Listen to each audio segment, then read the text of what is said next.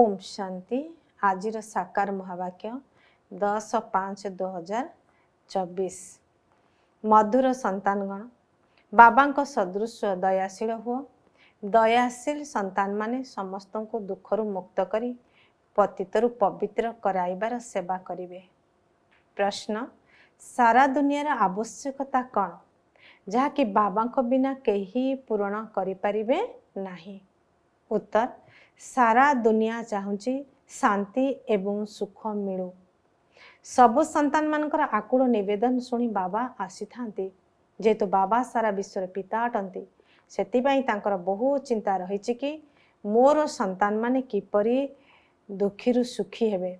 बाबा कहउचंती पिला माने पुराना दुनिया मध्य मोर, सबु पिला माने मध्य मोर, तेणु मु आसची समस्त को दुखरु मुक्त करिबा पाई।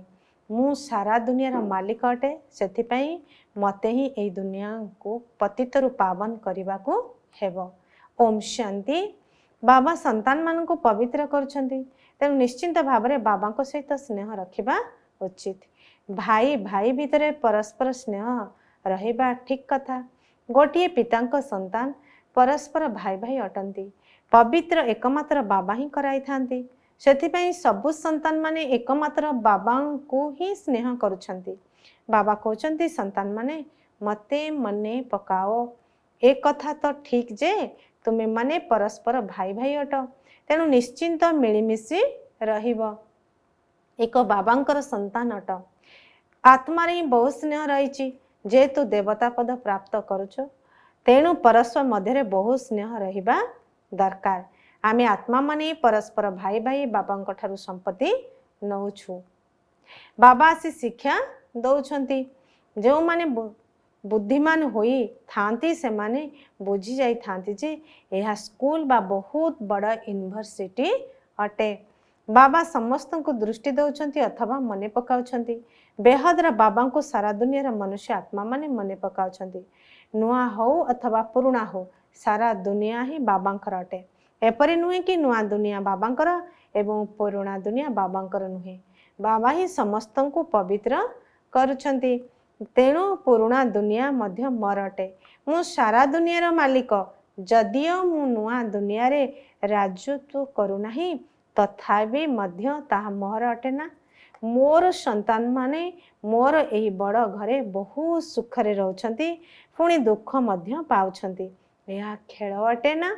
ए सारा बेहदर दुनिया आमर घर। यह बहुत बड़ रंग मंच। बाबा जानिछंती सारा संसार रूपी घरे मोर संतान माने अछंती। बाबा सारा दुनिया को देखुछंती। समस्ते चैतन्य आत्मा। सबु संतान माने एही समय दुखी हुई जाउछंती। सेतिपई आकुल निवेदन करछंती, हे शांतिदाता बाबा आमको छी दुख दुनिया रो शांतिर दुनिया को नहीं चलो। बाबा को ही आकुल निवेदन करुछंती। देवता को तो एक कथा कहि परिबे नहीं। समस्तंकर पिता से जणे ही अटंती। तांको सारा सृष्टिर चिंता रही थाए। विशाल घर। बाबा जानिछंती ए विशाल सृष्टि रूपी घरे एही समय रे समस्ते दुखी हुई जाइछंती। सेतिपई कहउछंती, हे शांतिदाता सुखदाता। दुईटी जिनिस मागी थांती ना। एबे तो जानुछ आमे बेहदर बाबा ठारू सुखर वर्षा नौछु। बाबा आसी आमको सुख दौछंती, शांति मध्य दौछंती। आउ तो कहीं सुख शांति दाता नाहांती। बाबांकर ही दया आसची। से बेहदर बाबा तुमे माने जानिछ आमे बाबांकर संतान माने जेतेले पवित्र थिलु सेतेले बहुत सुखी थिलु। एबे अपवित्र, तेणु दुखी हो जाइछु। काम चितारे बसी कला अर्थात पतित हो जाइछु। मूल कथा हैला तुमे माने बाबा को भूली जाइछ। जो बाबा एते उच्च पद दौछंती, गायन मध्य करुछ ना, तुमे माता पिता असीम सुख थिला। जो सुख को तुमे माने एबे पुणी प्राप्त करुछ। कारण एबे बहु दुख रहिछि। यह होची तम प्रधान दुनिया। समस्ते विशेष सागरे बुड़ी रहिछंती, किछि मध्य बुझु नाहांती। एक कथा तुमे माने एबे बुझी पारुछ। तुमे माने अनुभव करुछ जे यह होची घोर नरक। बाबा संतान मानू पचारुचंती एबे तुमे नरकवासी ना स्वर्गवासी। जेतेबेले कहार मृत्यु होची सेतेबेले तुरंत कहि दउछंती जे स्वर्गवासी होई गले, अर्थात सबु दुखरु मुक्त होई गले। तेबे तांको नरकर जिनिस काहेकि खुआउच एक कथा मध्य बुझी पारु नाहंती। बाबा आसी स्वर्ग स्थापना करछंती, तुम मानको राजयोग शिखाउछंती। बाबा कहउछंती मधुर संतान माने मु तुमको ज्ञान सुनाउची, केवल मो भितर ही ज्ञान रहिची, मु ज्ञानर सागर। सेमाने कहउछंती मु अमुक शास्त्रर अथॉरिटी, किंतु सेमाने मध्य आत्मा अटंती, किंतु एक कथा बुझी पारु नाहंती, कारण बाबा को ही जानी नाहंती।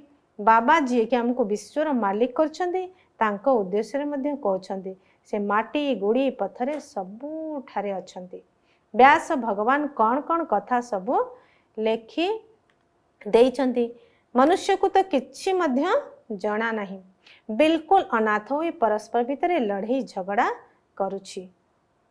रचयिता बाबा ए रचनार आदि मध्य अंत को केही भी जानी नाहंती। बाबा निजर एही रचनार आदि मध्य अंतर रहस्य को बुझाउछंती। एक कथा आउ केही भी कही पारिबे नाही। तुमे काहा को मध्य पचार जहा को तुमे ईश्वर भगवान रचयिता बोली कहूछ, तांको तुमे जानिछ कौन पत्थर गोड़ी भितरे मध्य ईश्वर अछंती कहिबा ही ईश्वर को जानिबा कुहाजिबो कि? प्रथम निजको तो जान। वर्तमान मनुष्य माने तम प्रधान होई जाइछंती, तेणु पशु पक्षी आदि समस्ते तम प्रधान होई जाइछंती। मनुष्य जेतेबेले शतप्रधान होई जाई थांती सेतेबेले समस्ते सुखी होई थांती। जेपरि मनुष्य सेभଳି उपकरण बा जिनिस। सावकार लोकंकर फर्निचर मध्ये बहुत सुंदर होई थाए, तुमे मान तो बिल्कुल सुखी विश्वर मालिक होच, तेणु तुम पाखरे सब जिनिस सुखदायी रहुची, सेठारे कोनोसी दुखदायी जिनिस रहिबा नाही। वर्तमान एहा होची नरक, खराब दुनिया। बाबा आसी बुझाउचंती भगवान तो केवल जणे ही अटंती, जे कि पतित पावन अटंती, स्वर्गर स्थापना करुछंती, देवता मानकर महिमा गान करुछंती, सर्वगुण संपन्न। मंदिर रे जाई देवता मानकर महिमा करुछंती एवं निजर निंदा करुछंती, कारण एबे समस्ते भ्रष्टाचारी होई जाइछंती। श्रेष्ठाचारी स्वर्गवासी तो ए लक्ष्मी नारायण अटंती, जहांकर पूजा समस्ते करुछंती। सन्यासी मध्य पूजा करुछंती। सत्य जुगरे एपरि हुए नाही। तुमर होउची बेहदर सन्यास, जो सन्यास बेहदर बाबा से बेहदर सन्यास कराउछंती ता होउची हट जुग, हदर सन्यास। से धर्म ही अलगा। बाबा कहउछंती तुमे माने निजर धर्म को भूली अनेक धर्म रे छंदी होई जाइछ। निज भारतर नाम हिंदुस्तान रखिदेले एवं निज धर्म को हिंदू धर्म बोली कहीदेले। वास्तव रे हिंदू धर्म स्थापना तो केही करी नाहंती। मुख्य धर्म ही होची चारोटी, देवी देवता, इस्लामी, बौद्ध और ख्रिस्टियान। तुमे माने जानिछो ए सारा दुनिया एक दीप जोठा रावण राज्य चलची। रावण को देखिछ, जहा को प्रति वर्ष जलाउछंती, से तुमर सबुठारु पुराना शत्रु। एक कथा मध्य बुझी पारु नाहंती जे आमे काहेकि जलाउछु। बुझीबा दरकार जे ये किए केबेठारु जलाउछंती, कहि दउछंती परंपरा अनुसार। अरे यार कोनोसी हिसाब तो थिबा ना। तुम मानंको केही जानी नाहंती तुमे होउछ ब्रह्माकर संतान।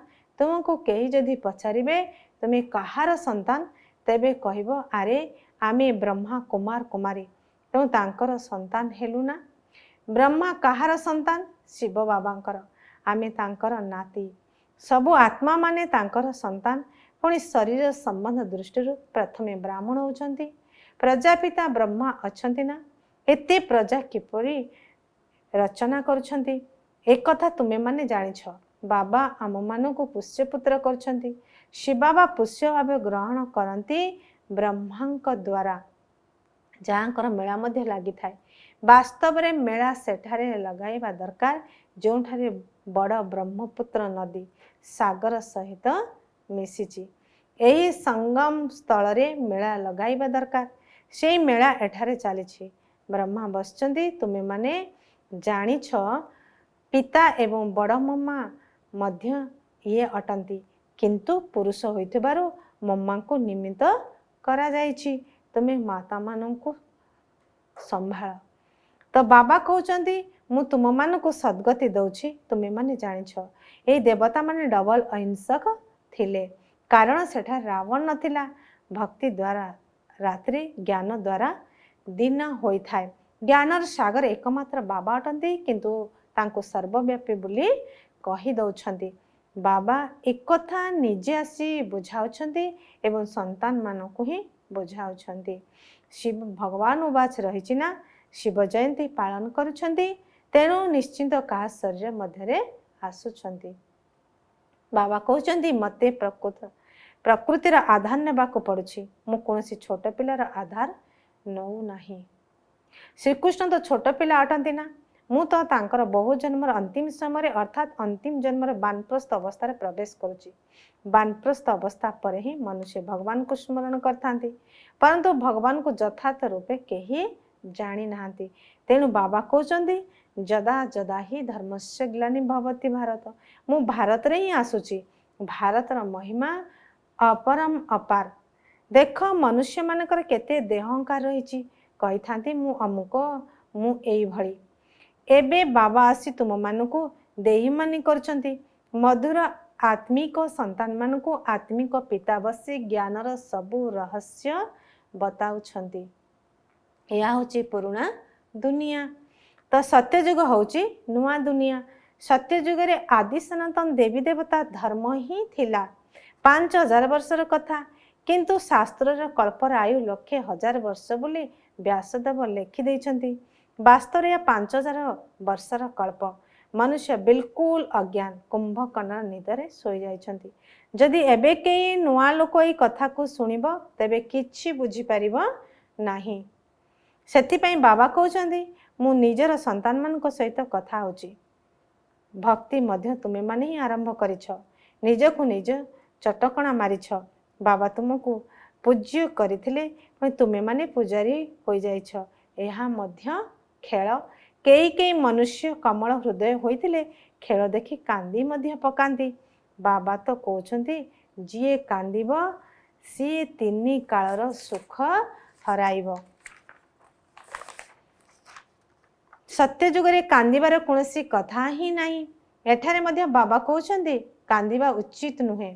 द्वापर कली जुगरे कांदी थांती सत्य जुगरे केही केबे कांदंती नाही। अंतिम समय तो कहा को कांदीबा को फुर्सत मिलिब नाही। अचानक मृत्यु होई चलिब हैराम मध्य कहि परिबे नाही। विनाश एपरि हब जे टिकिए भी दुख लागिब नाही कारण हॉस्पिटल आदि तो रहइब नाही। सेथिपाई एई भली जिनिस सब तैयारी करछंती। तेणु बाबा बुझाउछंती मु तुम बानर मानक सेना नौची रावण उपरे विजय प्राप्त करिबा पाई। एबे बाबा तुम मानक उपाय बताउछंती रावण उपरे किपरि विजय प्राप्त करिबा को हेबो। समस्त चिंता मानक रावण जंजीर मुक्त करिबा को पड़िबो। एसब बुझिबार कथा भगवान उवाच तुम मानक बाबा कहउछंती खराब कथा सुनो नाही हियर न इविल।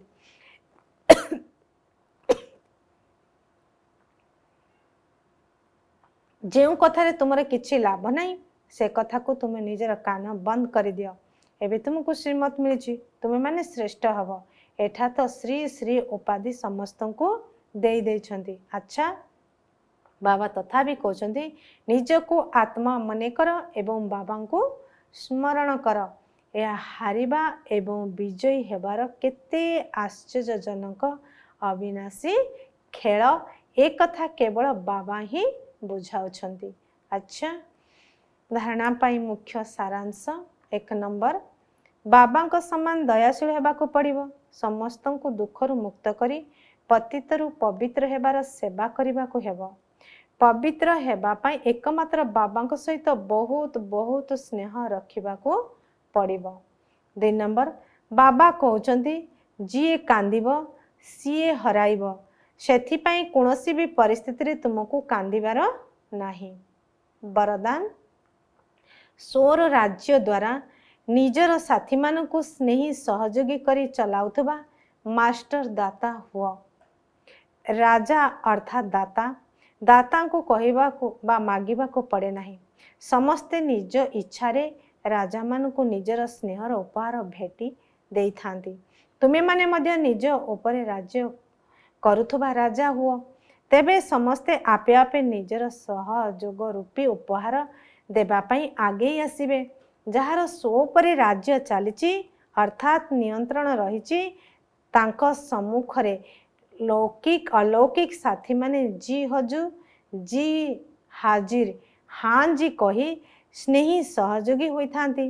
तेबे परिवार भितरे केबे कहा उपरे तुमको हुकुम चलाइबार नाही, किंतु निजर कर्म इंद्रिय गुड़ी को निजर आयतर रखा हेब। ताहाले तुमर समस्त साथी माने तुमर स्नेही सहयोगी होई जिबे। स्लोगान सर्व प्राप्ति रूपी साधन उपलब्ध थिले मध्य निजर मनोवृत्ति जदि उपराम रहउथिबो तेबे कहा जीव वैराग्य वृत्ति। अच्छा, ओम शांति।